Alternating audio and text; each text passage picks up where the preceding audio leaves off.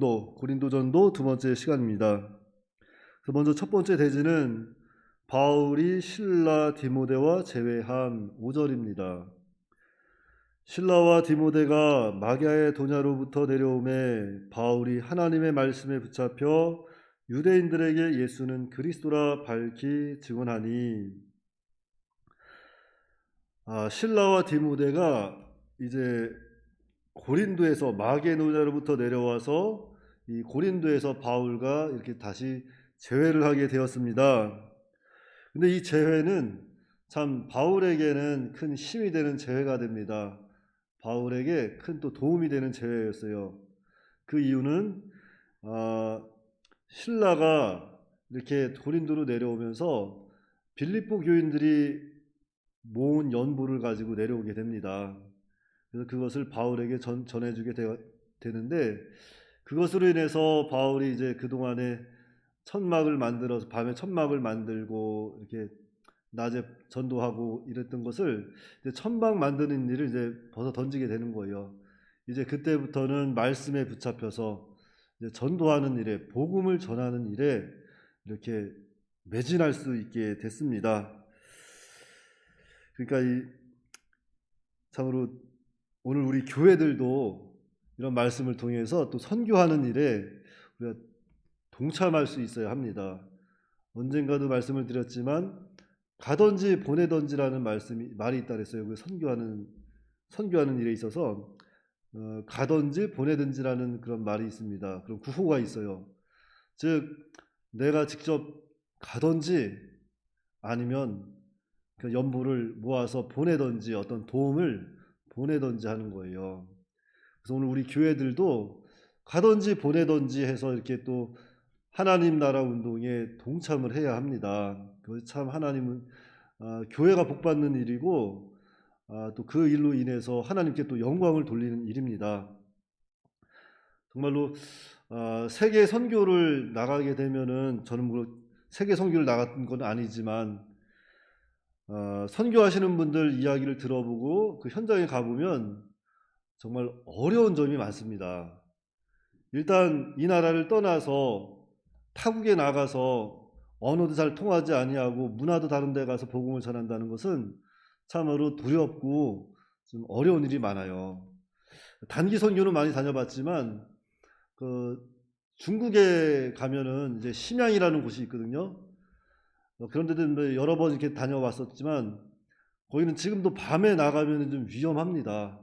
밤에 나가면 그 사람들에게 해를 당할 수도 있고, 또 지금도 저기 콜롬비아라든지 멕시코라든지 이런 데 나가서 복음을 전하는 사람들은 목숨 내놓고 복음을 전할 수 있어요. 그 정도로 위험한 도시들이 많이 있습니다. 그럼에도 불구하고 그분들이 우리를 대신해서 나가서 복음을 전하는 거지 않습니까? 그런 사람들이 복음에만 매진할 수 있도록 또 이렇게 물질로 도와주는 것은 참 하나님이 기뻐 받으시는 흠양하는 예물이 되는 것이고, 또 우리 교회도 많은 복을 받는 거예요. 그래서 우리가 또 이 선교하는 일에 아끼지 말고 또 바쳐서 하나님 복음 운동에 우리가 또 동참해야겠습니다. 두 번째 대지는 바울이 이방인에게 복음을 전하기로 마음먹음 6절로 8절입니다. 먼저 6절입니다.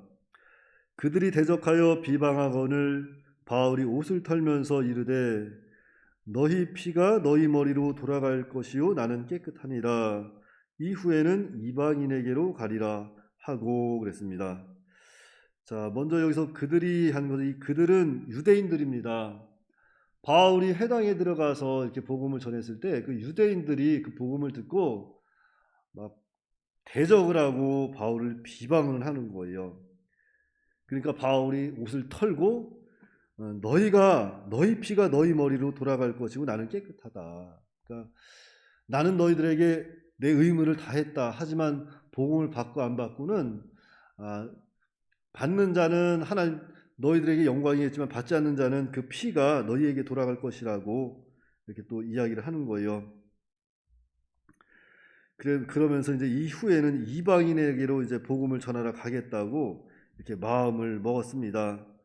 그러니까 이런 말씀 보면 또 참 어느 시대나 어느 곳에나 이렇게 복음을 전파되는 곳, 복음이 전파되는 곳이면 진리를 이렇게 또한 대적하고 반대하는 세력이 있습니다.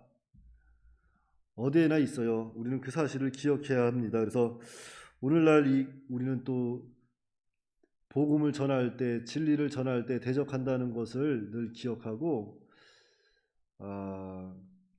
그러한 대적이 일어났을 때 낙심하지 말고, 너무 또 두려워하지 말고, 하나님 의지하고 우리가 복음을 전해야 합니다. 끝까지 전하면 그 복음에 또 좋은 결과가 나타나는 거예요.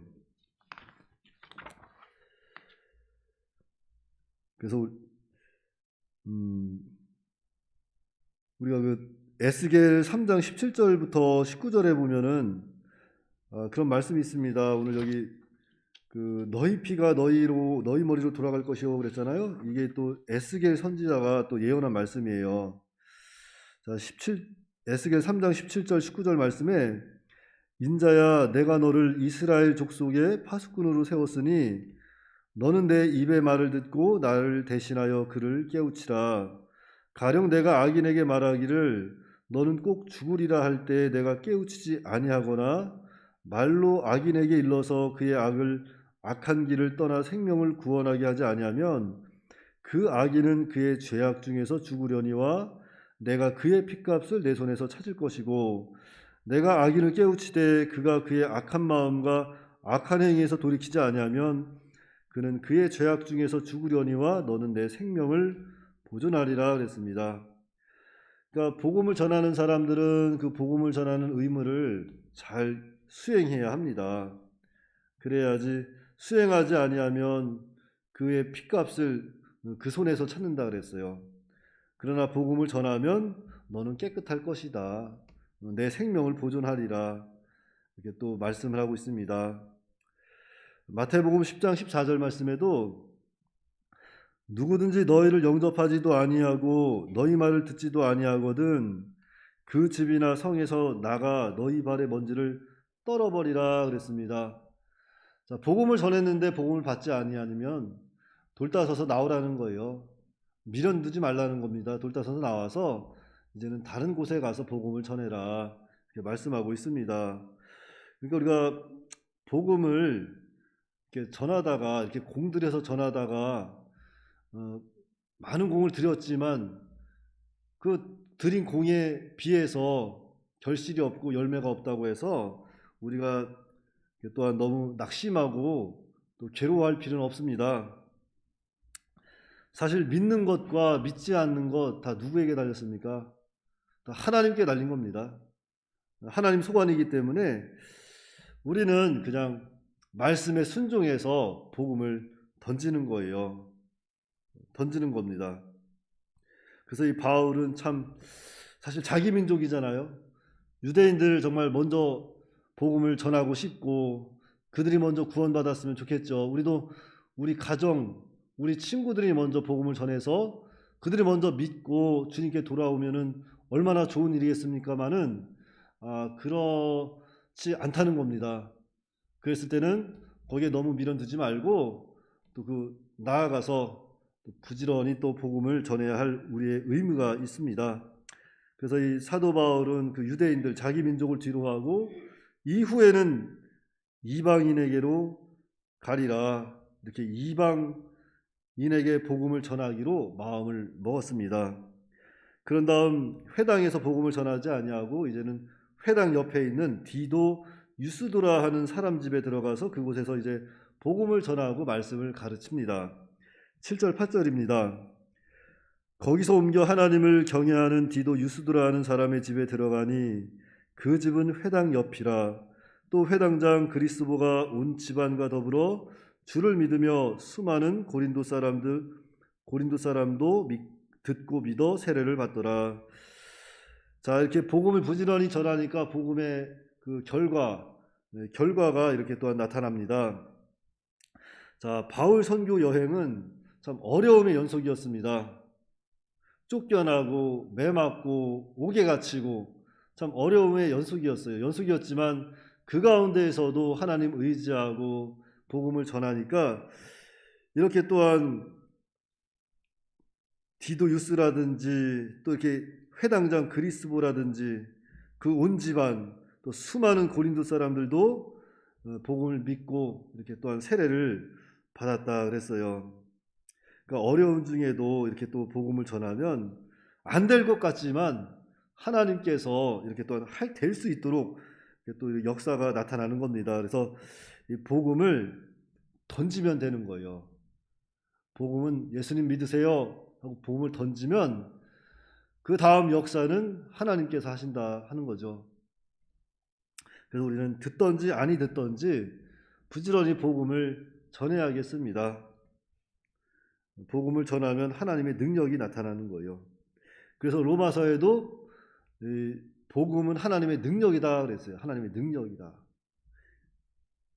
세 번째 대지는 주님이 바울을 격려하신 9절로 11절 말씀입니다. 자, 9절 10절입니다. 밤에 주께서 환상 가운데 바울에게 말씀하시되 두려워하지 말며 침묵하지 말고 말하라. 내가 너와 함께 있음에 어떤 사람도 너를 대적하여 해롭게 할 자가 없을 것이니 이는 이 성중에 내 백성이 많음이라 하시더라. 자, 여기서 이 바울이 또 환상을 보게 됩니다.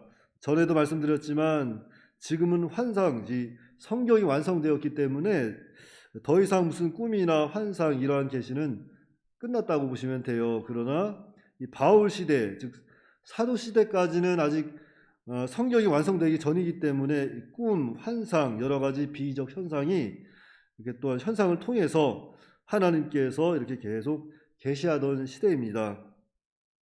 그런데 오늘 말씀해 보니까 환상 중에 주님이 말씀해 주셨다 그랬죠. 바울에게 주님께서 친히 또 말씀해 주십니다. 뭐라고 그러세요? 두려워하지 말아라.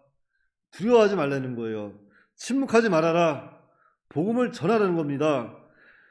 내가 너와 함께 있으니 두려워하지 말고 침묵하지 말아라. 내가 너와 함께 있다. 어떤 사람도 어떤 악한 것들도 너를 대적하여 해롭게 할 자가 없을 것이다. 주님이 말씀해 주시는 거예요. 자, 우리 이 말씀 통해서 오늘 정말 이 시간 이 음성 우리에게 들려주시는 줄 믿으셔야 돼요. 내 귀로 직접 들리지 않는다고 해서 하나님이 나에게 말씀 안 하는 게 아닙니다. 성경을 통해서 분명히 보여주고 계시는 거예요. 두려워하지 말아라. 침묵하지 말아라. 내가 너와 함께 있다. 주님이 함께 계십니다. 그러니까 복음 전하는 일뿐이 아닙니다. 모든 환경, 모든 상황이 주님이 우리와 함께 하신다는 거예요. 그래서 정말로 우리가 이 사실을 기억한다면 우리는 어떠한 상황에서도 어떠한 시험에서도 승리할 수 있습니다. 주님이 내 손을 붙들고 계시는 거예요. 주님의 그 능력의 오른손, 그 전능하신 주님께서 나를 붙잡고 계시고 두려워하지 말라고 말씀하고 있습니다. 이 사도 바울은 이 말씀을 통해서 얼마나 큰 위로를 받았을까 우리는 또 생각해 봐야 합니다. 근데 이 말씀 사도 바울에게만 하는 게 아니라 지금 나에게 주시는 말씀이고 지금 우리에게 말씀하고 있는 거예요. 그러니까 혹여라도 지금 여러 가지 무슨 어려운 중에 있는 성도가 있다면 이 말씀 위로 의지하고 이 말씀 믿고 정말 힘 얻으시기 바랍니다. 두려워하지 말라. 내가 너와 함께 있다. 함께 있다. 우리도 이 말씀을 통해서 위로받고 모든 대적으로부터 모든 비방으로부터 다 우리가 또 넉넉히 이길 수 있는 그런 믿음의 사람이 되어야 합니다. 그래서 오늘 성경을 통해서 우리에게 말씀하시는 것 참 두려워하지 말고 복음을 전해라. 내가 너와 함께 있다. 어떤 사람도 너를 대적하여 해롭게 할 자가 없다. 이 사실을 기억하고 우리는 또 이 말씀 의지하고 복음 들고 또 날마다 또 산을 넘는 그런 믿음의 사람이 되어야 합니다. 11절입니다. 1년 6개월을 머물며 그들 가운데서 하나님의 말씀을 가르치니라. 사도 바울은 이 하나님 말씀 의지하고 또 1년 6개월을 고린도에 머물면서 하나님의 말씀을 가르쳤습니다. 그래서 이 고린도에는 많은 하나님의 사람들이 또 복음을 듣고 또 생겨나는 그런 하나님의 놀라운 역사가 있었습니다. 그러니까 오늘날 세상이 참 어둡고 복음 전도가 안 되는 것 같고 할지라도 복음을 전할 때 많은 사람들이 비웃는 것처럼 우리가 눈을 보면 알잖아요. 저 사람이 날 비웃고 있구나. 저 사람이 속으로 날 욕하고 있구나. 그런 거에 상처받지 마시고 하늘나라 바라보고 예수님의 고난을 생각하고 또 우리가 받은 은혜를 생각하고 오늘 또 복음을 마음을 담아서 전하는 우리가 다 되어야겠습니다. 기도하겠습니다. 참으로 감사하신 아버지 하나님, 은혜를 감사합니다. 허물과 죄로 죽었던 우리를 살리셔서 참 하나님의 은혜 가운데 살아가게 하시고 이 어두운 세상 살아갈 때에, 죄악된 세상 살아갈 때에 우리와 함께하여 주신 은혜를 참으로 감사를 드립니다. 사도 바울이 참 고린도에 가서 복음을 전할 때 그가 살아가는 민족을 위해서 복음을 전했지만 도리어 유대인들은 바울을 대적하고 비방하며 또 하나님 운동을 이렇게 방해했습니다. 이러한 상황을 볼 때 바울이 인간적으로 참 많이 힘들고 참 괴로웠겠지만 그 가운데서도 낙심하지 아니하고 거기에서 또한 돌이켜 이방인들에게 복음을 전하는 그런 모습을 볼 때 참 오늘 우리도 바울과 같이 또한 복음을 전하고 있는지 한번 뒤돌아보게 하여 주시옵시고 복음을 전하지 못하고 있다면 우리의 입술을 열어주시고 마음을 열어서 복음을 전할 수 있도록 은혜로 역사하여 주시옵소서. 특별히 오늘날 참 복음을 전하기 어려울 때 참 세상 사람들은 복음을 전하는 사람들을 향해서 비웃고 대적하고 우리를 또한 옳지 못한 모습으로 바라보고 있지만 그 가운데서도 우리가 또한 더욱더 하나님을 의지하게 하여 주시옵시고 참으로 하나님께서 우리에게 말씀하셨듯이 두려워하지 말고 우리가 또한 그 입을 복음을 전해서 전할 수 있도록 하나님께서 역사하여 주시옵소서. 하나님은 지금도 살아계셔서 우리와 함께 있다고 말씀하고 있습니다. 그렇기 때문에 어떠한 대적, 어떠한 사람도 너희를 해할 수 없다고 이렇게 또한 우리에게 교훈하고 계시니 하나님 아버지셔 정말 우리가 이 말씀을 믿는다면 이 말씀을 믿고 의지한다면 정말로 이제는 더욱더 나아가서 담대하게 복음을 전해서 하나님께 또 영광을 돌릴 수 있도록 은혜로 역사하여 주시옵소서. 특별히 하나님 아버지 오늘 또 3일 예배가 있사오니 하나님께서 이 예배 중에 함께하여 주시옵시고 하나님께서 사랑하셔서 특별히 사용하시는 주의 사자 목사님 하나님께서 영육간에 강건케 하여 주셔서 그 말씀이 선포될 때 정말로 놀라운 하나님의 능력과 역사가 나타날 수 있도록 인도하여 주시옵소서. 우리 주 예수님의 이름으로 기도하옵나이다. 아멘.